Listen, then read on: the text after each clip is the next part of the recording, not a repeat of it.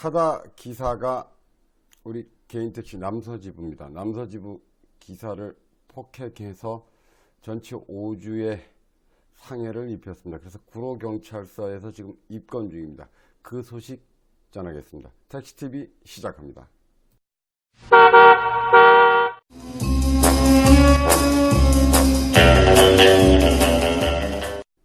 되도록이면 이런 소식 좀 안 전해드리려고 그랬는데 어쩔 수가 없습니다. 타다 문제고 또 거기다가 또 한 가지 또 열받는 부분들이 좀 있어서 2대1입니다. 단독 운전을 왜 그따위로 해? 타다기사, 택시기사 전치 5주 폭행. 타다기사 A씨는 신도림서 택시기사 폭행, 끼어들기 문제로 신랑이 버리다 쫓아가 폭행했고 택시기사 코뼈 골절됐고 전치 5주 진단받았습니다. 쭉 내용은 그렇습니다. 쭉 의견이 엇갈리고 있고 쭉 하고 있습니다. 이 부분들은 오늘 지금 방금 떴습니다. 제가 지금 영상을 만들고 있는 도중에 떴습니다. 원래 이 영상을 좀 준비하고 있었는데 그게 좀 떴네요.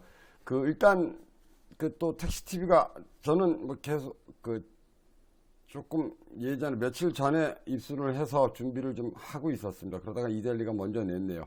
일단 영상부터 좀 보고 가시죠. 일단 사건 영상부터 좀 보고 가시겠습니다. 사고 발달 영상, 시작 영상입니다.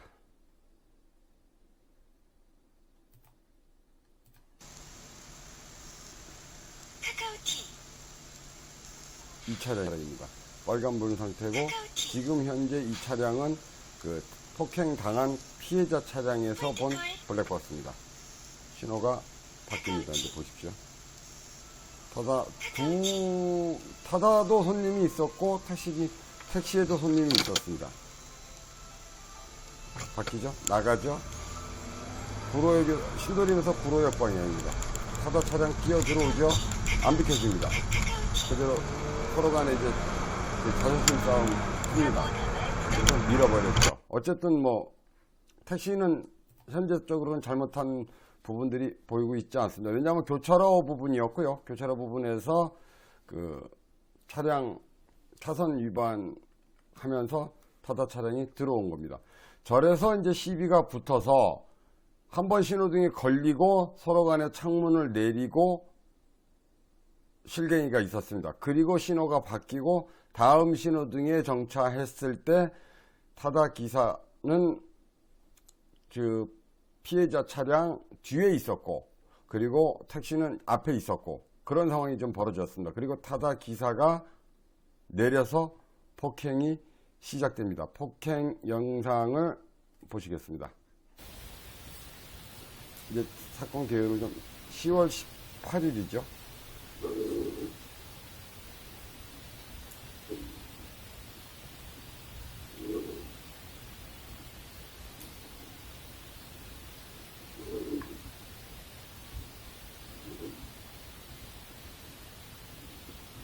교차로 구간이다.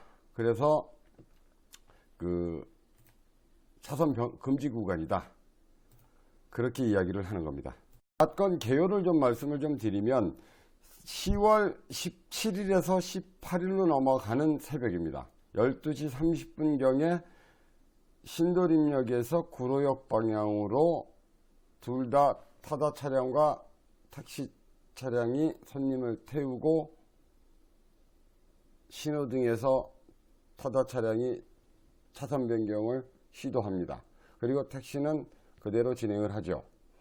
현재 상황으로 봐서는 교차로 간에는 차선 변경 금지 구간이기 때문에 택시에 하등 잘못이 없습니다. 그래서 그대로 가고 그 다음 신호에서 다시 한번 맞닥뜨리고 그리고 창문을 서로 내리고 언쟁이 있고 그 다음 신호에서 이제 저런 사태가 벌어졌습니다. 그래서 지금 현재 상태는 우리 조합원은 모자이크를 좀 처리를 좀 했습니다. 모자이크 처리를 좀 했습니다.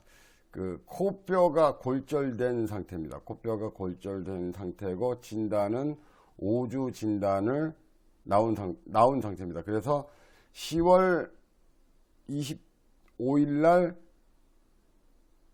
10월 24일 날 수술을 했고 10월 24일 날 수술을 했고 10월 25일 날 그 토요일 날 퇴원을 한 상태입니다. 지금 현재는 퇴원한 상태입니다. 그래서 어제 그러니까 10월 24일 날 가해자 조사가 10월 29일 날 가해자 조사가 있었고 10월 28일 날 피해자 조사가 있었습니다. 그래서 양쪽의 조사는 지금 마친 상태고 구로경찰서 형사팀 1팀에서 지금 현재는 그 입건 중에 조사 중인 상태입니다.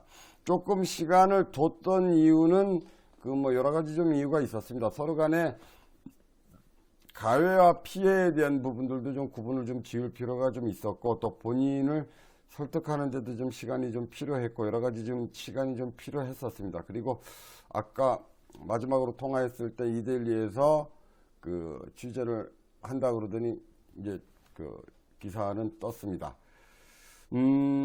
여기에 저는 좀 화가 나는 경우가 좀 두 가지가 있습니다. 지금 첫 번째로는 그 일반적으로 뭐 타다 기사들을 전반적으로 다 저런 폭행 기사 또는 깡패 기사라고 칭할 수는 없겠습니다만 어쨌든 뭐 부분적으로 분명히 일어날 수 있는 부분들이고 그냥 단순 폭행의 사건으로 치부될 수도 있겠습니다만 택시하는 입장에서 놓고 보면 또 단순 폭행으로 보기는 좀 어려운 측면도 분명히 좀 있습니다.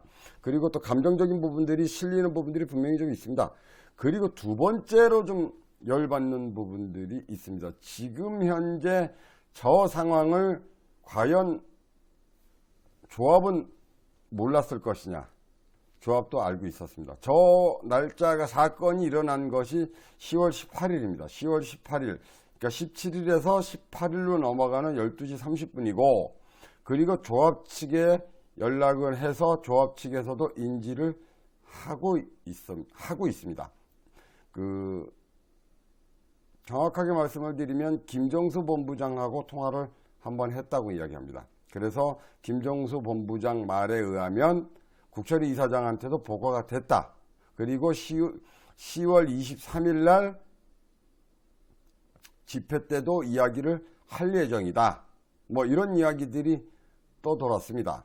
그런데 집회 때 아무 이야기가 없었습니다. 더 붕괴하는 것은 지금 그 조합 측은 여태까지도 연락이 없습니다. 지금 사건이 일어난 지가 지금 12일이 지났는데 전화통화 한번 하고 난 뒤에 그 병문안은 물론이고 그 전화도 없는 상태입니다.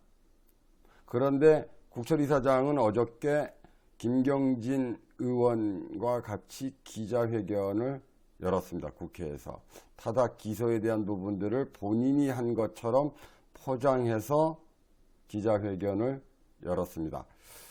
자, 여러분들, 우리 서울개인택시조합 국철이사장은 정치인들 꽁무니 따라다니면서 기자회견을 할 시간은 있지만 조합원이 타다에게 두들겨 맞아서 코뼈가 내려앉아서 오지의 진단을 받았는데 관심조차 없습니다. 도대체 타다에 관심이 있는 겁니까? 아니면 정치에 관심이 있는 겁니까? 이것은 정말로 중요한 문제입니다. 단순히 거짓말, 무관심에 대한 개념이 아니고요.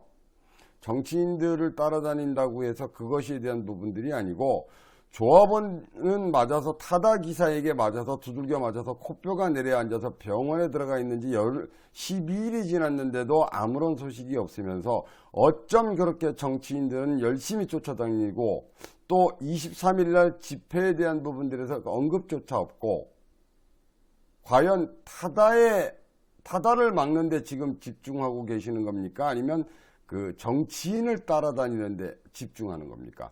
우리 서울 개인택시 조합원들은 우리 이사장을 뽑을 때 서울 개인택시 조합원을 보살펴 달라고 분명히 투표를 했을 거로 합니다. 그런데 국철이 이사장은 지금 현재 하는 행태를 놓고 보면 조합에는 관심이 없고 조합원에는 관심이 없고 정치인에만 관심이 있는 듯 싶습니다. 그 정치인 옆에서 기자회견을 하면서 본인은 고발장 한 장도 안 넣고 글자 하나 보탠 적 없으면서 본인이 고발한 것처럼 포장해서 기자회견을 하고 있습니다. 그것도 열받는 부분들이고, 또 민사할 때 보조 참가인으로 같이 들어가자 그랬는데 본인 입으로 거절하셨죠. 타다 고발권, 타다 기소권에 단 한 줄에 단 한 점의 글자도 버티지 않으셨습니다. 그래놓고 뻔뻔스럽게 본인이 한 것처럼 저렇게 정치인 옆에서 포장해대고 있습니다.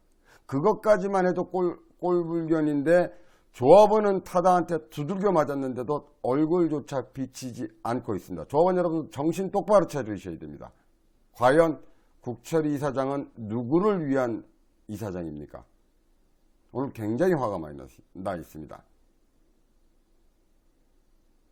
실방에서 계속 이어가겠습니다. 못다한 이야기는 실방에서 이어가겠습니다. 어쨌든 하루빨리 남서조합원님께서 쾌차하시길 빌겠고요. 저한테 개인적으로 저렇게 하도 속이 상하고 억울하셔서 제보를 좀 주셨습니다. 조합에서 모든 걸 다 행동해주고 책임질 것처럼 이야기해놓고 그 뒤부터는 강간무소식이랍니다.